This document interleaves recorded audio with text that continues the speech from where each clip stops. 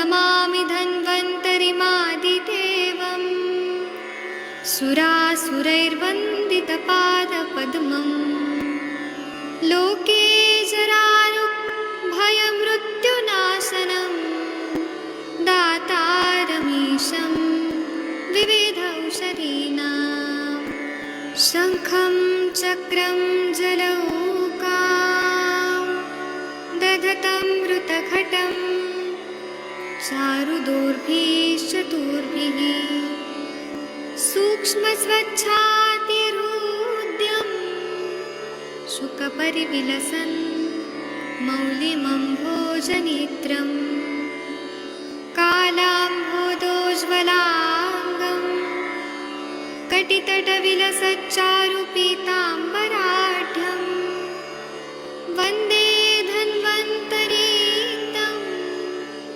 निखिलगदवन् प्रौढदावाग्निलीलं प्रौढदावाग्निलीलं प्रौढदावाग्निलीलम्।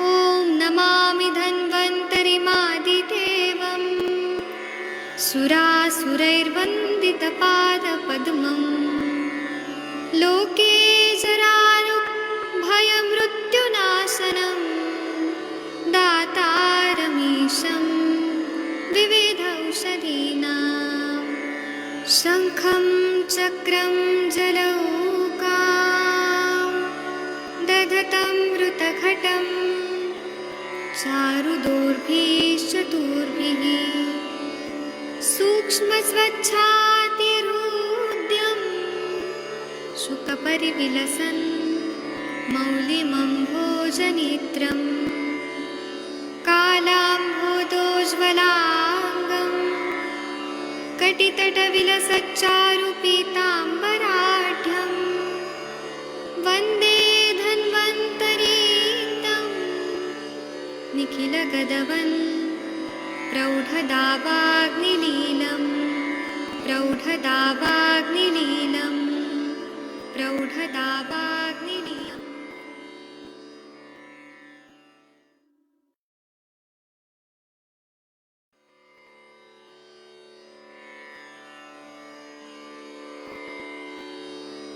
ॐ नमामि धन्वन्तरिमादिदेवम् सुरासुरैर्वन्दितपादपद्मम् लोके जरारुग्भयमृत्युनाशनं दातारमीशं विविधौषधीनां शङ्खं चक्रं जलौकां दधतं मृतघटं चारुदोर्भिश्चतुर्भिः सूक्ष्मस्वच्छातिरुद्यं शुकपरिविलसन् मौलिमम्भोजनेत्रम् कालाम्भोदोज्ज्वलाङ्गं कटितटविलसच्चारुपीताम्बराढ्यं वन्दे धन्वन्तरीतं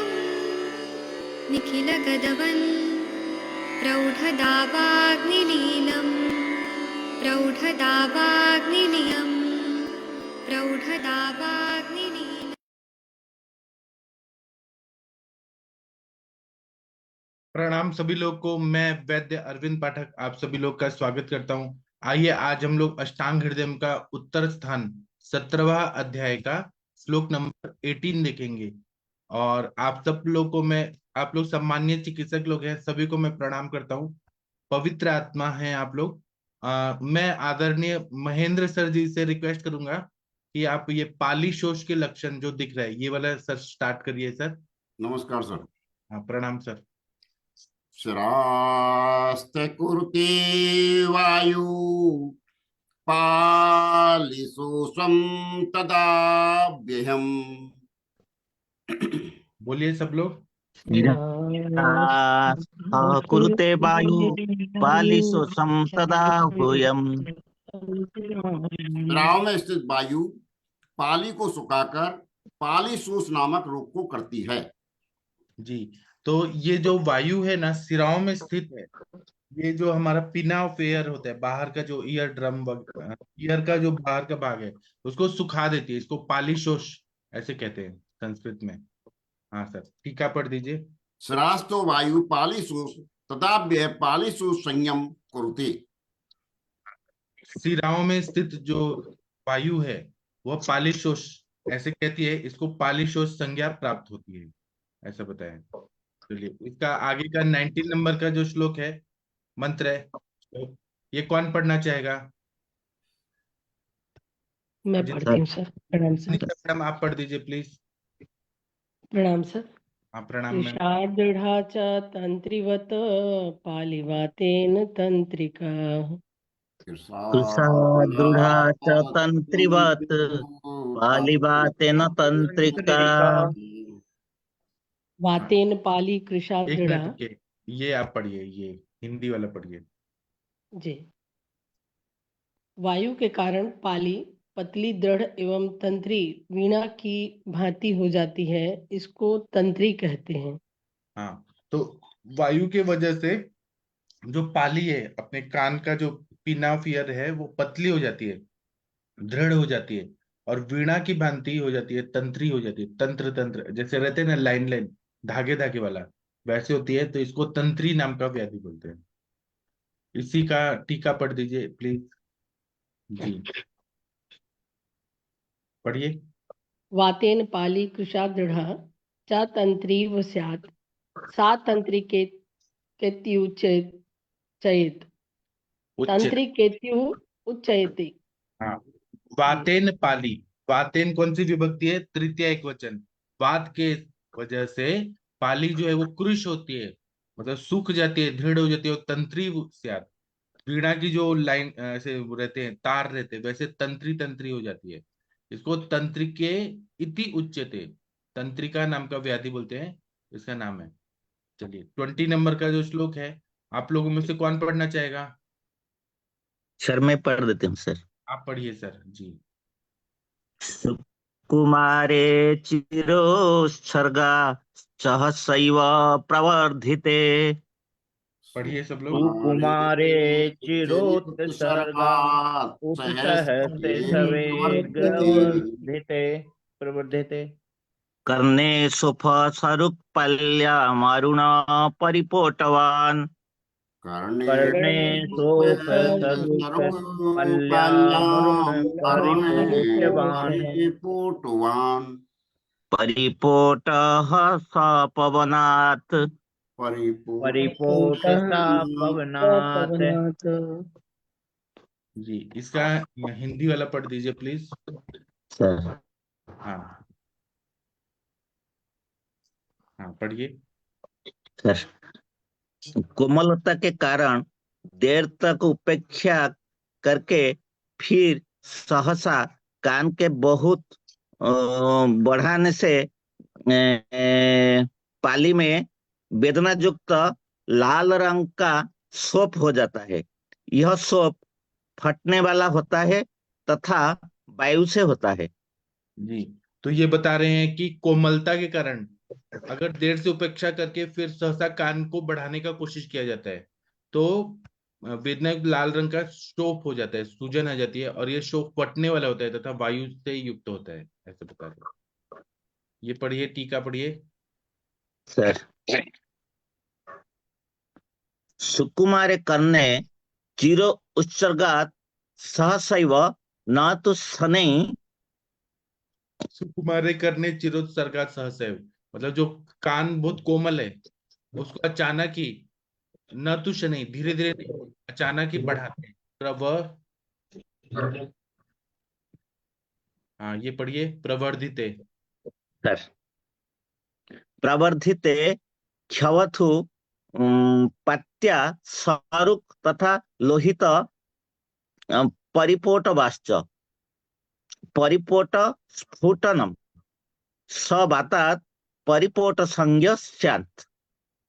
हाँ, तो उनको जब बढ़ाते हैं तो सूजन आ जाती है और उसमें वेदना होती है, लाल रंग का हो जाता है परिपोटवाश्य को परिपोट बोलते हैं।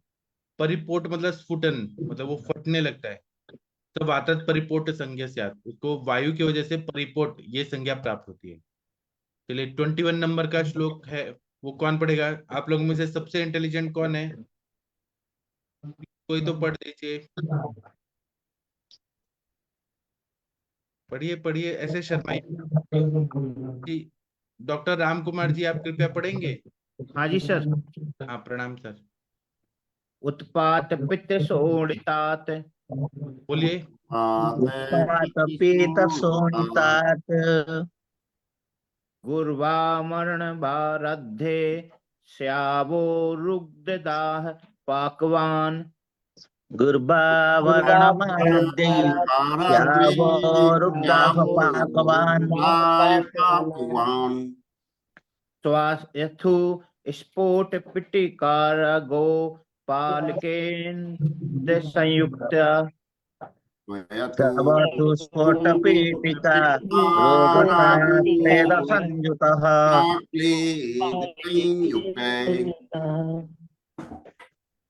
हाँ, उत्पात के लक्षण ये पढ़ दीजिए। उत्पात के लक्षण। यह रोग पित्त रक्त जन्य है।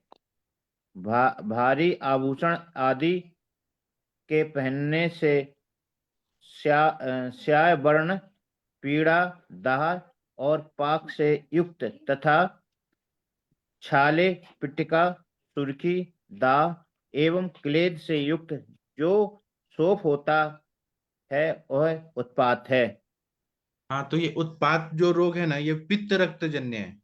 अगर बहुत ज्यादा भारी आभूषण पहना, कान में जैसे कुंडल वगैरह पहना, अभी लड़कियों को भी होता है ये चीजें, तो आभूषण आदि पहनना, तो श्याव वर्ण और पीड़ा और दाह पाक से युक्त तथा छाले युक्त होता है। पिटिका होती है, सुर्खी होता है, दाह और क्लेद से युक्त जो शोफ होता है उसे उत्पात कहते हैं। जो हैवी हेयरिंग्स वगैरह पहनते हैं ना, बहुत हैवी, उसके वजह से उत्पात नाम का व्याधि होता है। इसका आप पढ़ दीजिए। पीत शोणितात, डॉक्टर राम सर। हाँ जी सर। ये वाला पढ़िए, पीत शोणितात सर, ये हाँ टीका सर। जी। पित्त शोणितान स एवोत्पात सज्ज सज्ञ गुर्वा वर्णवारा द्रविते तु हिवते प्रकृतितात पित्त शोणितान सोफो रूगिदामान स्फोट युक्त वर्णो नुर्गतार्थ। हाँ, पीत शोणितान सा, पीत शोणितात सा मतलब पीत और रक्त के दुष्टि की वजह से उत्पात संज्ञा नाम का व्याधि होता है। गुरुवाभरण भारादि भी, मतलब बहुत ज्यादा आभूषण पहना, जो गुरु है, हैवी है, कान में पहना है, उसके वजह से, ये हेतु से और शोणित है वो प्रकोपित हो जाते हैं, उससे सूजन आती है, रुक आदि हो जाता है, रुक होता है मतलब वेदना होती है, क्लेद होता है, पिटिका होती है, स्फोट होता है आदि, स्फोट आदि से युक्त है, इस तरह से सूजन वगैरह हो जाती है। श्यावानुगतार्थम, वो श्याव रंग का ब्लैकिश ऐसा कान में सूजन वगैरह हो जाती है। चलिए 22 नंबर का श्लोक है, कौन पढ़ेगा आप लोगों में से? आप लोग तो सब श्रेष्ठ हैं, कोई प्लीज पढ़ दीजिए। सविता पेठे मैडम जी, आप पढ़ेंगी प्लीज? हाँ जी सर, प्रणाम सर। प्रणाम सभी को, प्रणाम।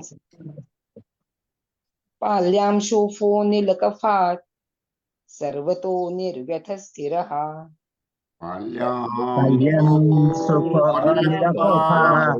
सर्वतो निर्भयः स्थिरः।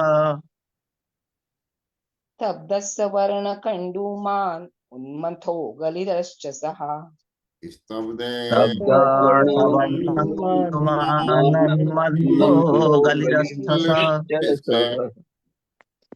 इसका हम टीका पढ़ते हैं।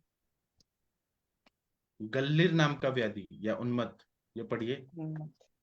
हाँ, वायु कफ के कारण पाली में चारों ओर व्यथा रहित, स्थिर, निश्चल, व्यथा के समान, किसके समान? व्यथा के समान वर्ण का कंडू युक्त जो शोथ होता है उसको उन्मत्त कहते हैं। और इसी को गल्लिर कहते हैं। हाँ, तो वायु जो है वो कफ के वजह से पाली में चारों ओर व्यथारहित बिना पेन वाला स्थिर और त्वचा के समान वर्ण का गंधयुक्त जो शोथ कर देता है उसको उन्मत्त कहते हैं और इसको गल्लीर भी कहते हैं। इसका हम टीका पढ़ते हैं। हाँ प्लीज पढ़िए। वात कफात। वातकफात पाल्या शोफ सर्वतो निर्व्यथ स्थिर स्तब्ध समान वर्ण कंडुयुत उन्मथम उच्यते स एव गल्लिराख्य।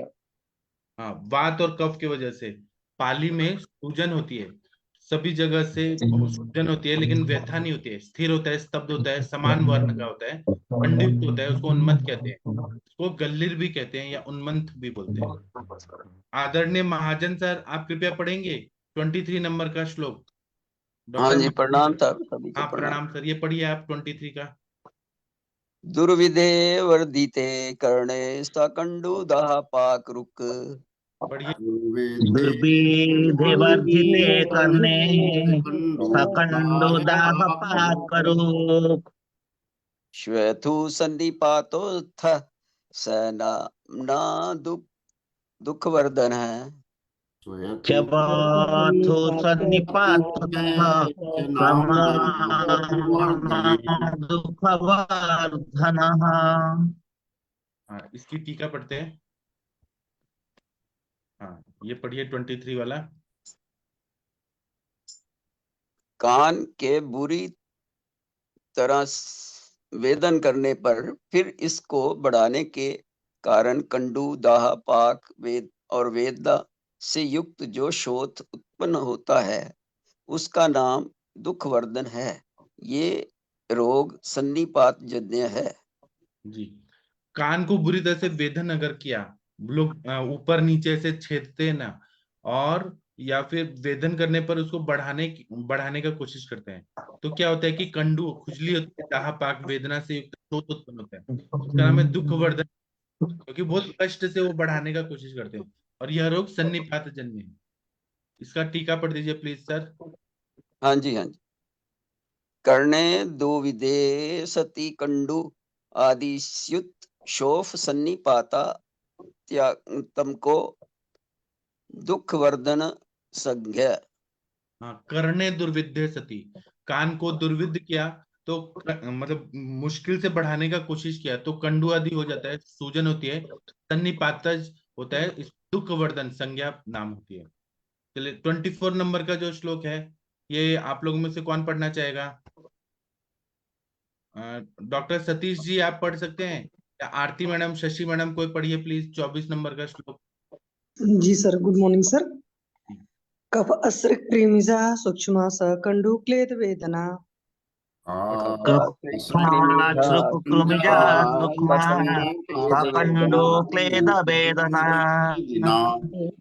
लेहाख्या पिटिकास्ता ही लीहु पालिम उच्चिता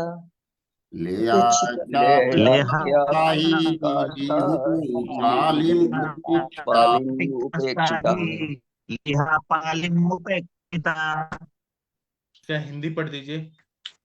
यस सर। कफ रक्त जन्य सूक्ष्म कृमि कंडु क्लेद और वेदना से युक्त पीटिका को उत्पन्न करते हैं। इस पीटिका का नाम लेहिया है, क्योंकि ये कृमि उपेक्षा करने पर पाली को चाट जाते हैं, खा जाते हैं। जी सर। हाँ, कफ रक्त जन्य जो सूक्ष्म कृमि होते हैं, कान में भी कृमि होते हैं, ऊपर खा जाते हैं, उसमें कंडू होता है, क्लेद होता है, वेदना से युक्त पीटिका को उत्पन्न करते हैं, इसको लेहिया बोलते हैं। ये कृमि की उपेक्षा कर दिया तो वो पूरा बाहर का जो पिना फेयर है सबको खा जाते हैं, चाट जाते हैं, खा जाते हैं पूरा। इतना डेंजरस ये काम करते हैं कृमि। जी, इसका पढ़िए मैम। कफ। जी सर। कफ रक्त कृमिजा सूक्ष्म कंडु आदि युता लेहाख्या पिटिका यस यस मात्ता उपेक्षिता पाली लियु। हाँ, कफ रक्तज कृमिजा सूक्ष्म, कफ और रक्त से उत्पन्न कृमि है, वो सूक्ष्म रहते हैं, कंडू आदि से युक्त होते हैं। लेहाख्या, उनको लेहिया ऐसा बोलते हैं पीटिका को। चत किया तो पाली को वो पूरा खा जाते हैं, लिहू मतलब खा जाते हैं वो। चलिए, आदरणीय महेंद्र सर, आप 25-26 नंबर का श्लोक पढ़ दीजिए सर। पिप्पली सर्वजम शूलम विदारी कूच कर्ण के। पिपली सर्वजन कुलम विदारी कुछ कर्णक। ईशाम असाध्यायाप्येका तंत्र का अन्यास्तु साधित। येषां साध्यायप्येका तन्त्रिकन्यास्तुं साधयेते। साधयेत्। पंचविंशति इति उक्ता कर्ण रोगा विभागते। पंचविंशतिर्युक्ता कर्णरोगा विभागतः। इति श्री वैद्यपति सिंह गुप्त सून श्रीमद् भागवत विरचितायाम अष्टांग हृदय संहितायाम षष्ठी उत्तर स्थाने कर्ण रोग विज्ञानियों नाम सप्तदशो अध्याय। जी, तो हम इसका टीका पढ़ते हैं, हिंदी वाला फिर टीका संस्कृत वाला। हाँ, पढ़िए प्लीज सर। इन रोगों में कर्ण पिप्पली, सन्नपात शूल, विदारका और कुचीकर्ण ये 4 रोग असाध्य है। तंत्र का एक रोग याप्य है, शेष रोग साध्य है। इस प्रकार से ये 25 रोग पृथक पृथक कह दिए हैं। इस प्रकार विद्युतीय टीका में उत्तर स्थान का कर्ण रोग विज्ञानीय नामक 17वां अध्याय समाप्त हुआ। हाँ, तो इन रोगों में कर्ण पिप्पली, सन्निपातशूल, विदारिका और कुचीकर्ण ये रोग असाध्य बताए। तंत्र का एक रोग है जो याप्य है, जब तक हम चिकित्सा करते हैं फायदा होता है, चिकित्सा बंद तो फिर बढ़ जाता है। शेष रोग साध्य है, ठीक रहते हैं। इस पर 25 रोग जो है अलग अलग कर्ण रोग कह दिए हैं। इस पर विद्युतीय टीका में उत्तर स्थान का कर्ण विज्ञानी नाम 17वां अध्याय समाप्त हो गया। इसका टीका पढ़ दीजिए सर। हाँ सर। पिपल्यादेश चत्वारो रोगा ऐसा मध्य असाध्या तंत्र का याप्या अन्यास्तु विशति रोगान साधित। इति प्रागुक्तेन प्रकारेण पंचविंशति आमया विभागेन उक्ता अनेनानि तंत्रकृता संकीर्ण कर्ण रोगक कथन सूचयति। संख्यांच सुख स्मरणात् अत्र कृतम इति श्री मृगांग दत्त पुत्र श्रीमद् अरुण दत्त विरचितायाम अष्टांग हृदय टीकाया सर्वांग सुंदराख्या षष्ठे उत्तर स्थाने कर्ण रोग विज्ञानियों नाम सप्तदशो अध्याय समाप्त। हाँ, तो इसमें पिप्पल आदि, कर्ण पिप्पली आदि जो 4 रोग हैं वह असाध्य बताए हैं। इन सब में मध्य मतलब ऐशाम मध्य, इन सब में असाध्य बताए। तंत्रिका जो है याप्य बताया, अन्य विंशति रोग जो है वो साध्य बताए। इस प्रकार से पहले उन्होंने जो कहा है पंचविंशति मतलब 25 रोग जो है उसका विभाग किया है। उसमें अन्य तंत्र में संकीर्ण रोग कथन सूचित, संकीर्ण रोग कहा है सूचन संख्याएं संख्याओं के हिसाब से सुख स्मरण के लिए यहाँ पे हमने सब चीज कृतम लिखा हुआ है। इस तरह से श्री पुत्र के पुत्र अरुणदत्त जी ने जो अष्टांग हृदय की टीका सर्वांग सुंदर टीका लिखी है, उसका स्थानों में 6वां स्थान कर्ण रोग नाम का सप्तदश अध्याय 17 नंबर का जो अध्याय वो समाप्त हुआ। चलिए डॉक्टर शशि मैडम, आपका एग्जाम का डेट आ गया क्या? बाकी हम जी सर, डेट तो काफी पहले से आया हुआ है, 16 तारीख की डेट है। तो आप अभी वहां जाएंगी रुड़की में? हाँ जी सर, तो आप अभी डेट शीट नहीं आई है। ठीक है, तो आपको क्या डिफिकल्ट लग रहा है कृपया बताइएगा, मैं आपको पढ़ा दूंगा। क्या क्या जी सर, थैंक यू सर। एक तो सर वाद मार्ग ही पहले पढ़ा दो, फिर मैं और चीजें भी बताता हूँ। जी सर। तो मैं दिन में कभी टाइम मिलता है तो मैं पढ़ा दूंगा बाद मार्ग। और जी सर। प्रत्यक्ष प्रमाण और अनुमान ये सब हो गया आपका दर्शन वाद? एक बार आप पढ़ा देंगे तो ज्यादा अच्छे से हो जाएगा। ठीक है। और ठीक है। दूसरा बात है कि मुनमुन जी नहीं आए ना जो च्यवनप्राश बना रहे, नहीं आए। ठीक है, तो हम कल अध्याय शुरू करेंगे। आज मंडूर भस्म पे आप लोग सुनना चाहेंगे 7 बजे मंडूर भस्म पे गुणधर्म मंडूर भस्म पे आज करेंगे। और महेंद्र सर आप भगवान का प्रेयर कर दीजिए प्लीज सर। हाँ सर, शिवरक्षा सूत्र कर देता हूँ सर, सोमवार है वैसे भी।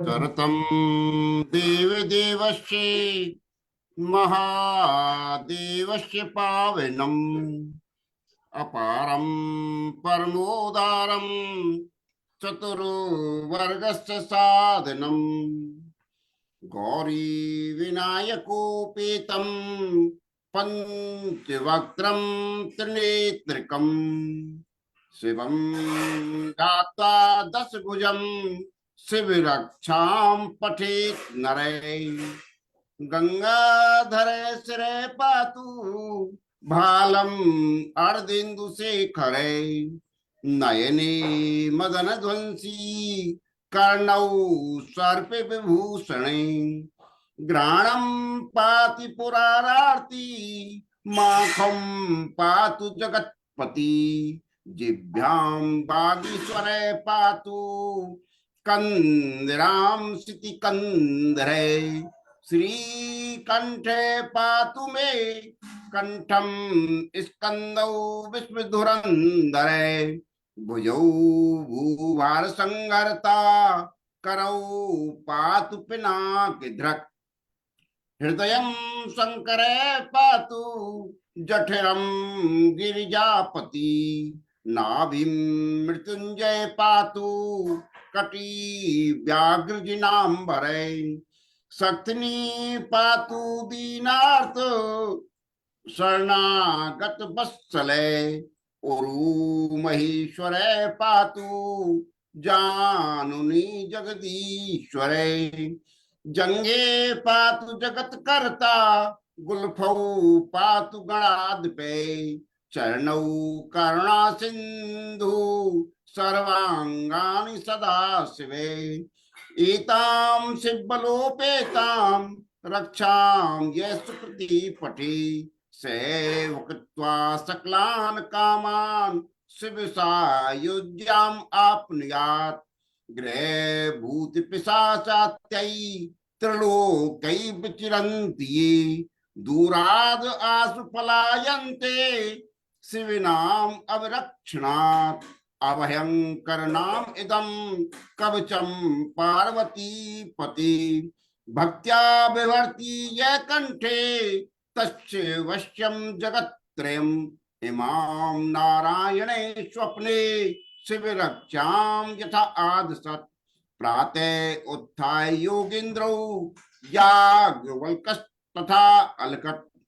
सभी का बहुत बहुत धन्यवाद। ओम नमः शिवाय। शिव जी सभी की रक्षा करें जी। तो आज इस तरह शाम की बच्चा स्रोत को सर कहीं यात्रा पे जाए उससे पहले पठन करना चाहिए, जिससे जो एक्सीडेंट की उसकी संभावना बहुत माइनर हो जाती है सर। जी सर। तो अभी हम शाम को 7 बजे मंडूर भस्म पे चर्चा करेंगे, औषधि गुणधर्म शास्त्र के हिसाब से एक जो किताब है, और दूसरा हम रात को 9 बजे जमदग्नि सर जी के विचार जो हैं वो आधा घंटा वो करेंगे और केस टिकिंग करेंगे। तो 9 से 10 ये हमारा होगा। तो बहुत मजा आने वाला है। आप लोग जरूर ज्वाइन होइए शाम को 7 बजे और रात को 9 बजे। तो मैं अभी सेशन बंद करता हूँ। थैंक यू, प्रणाम सभी लोग को।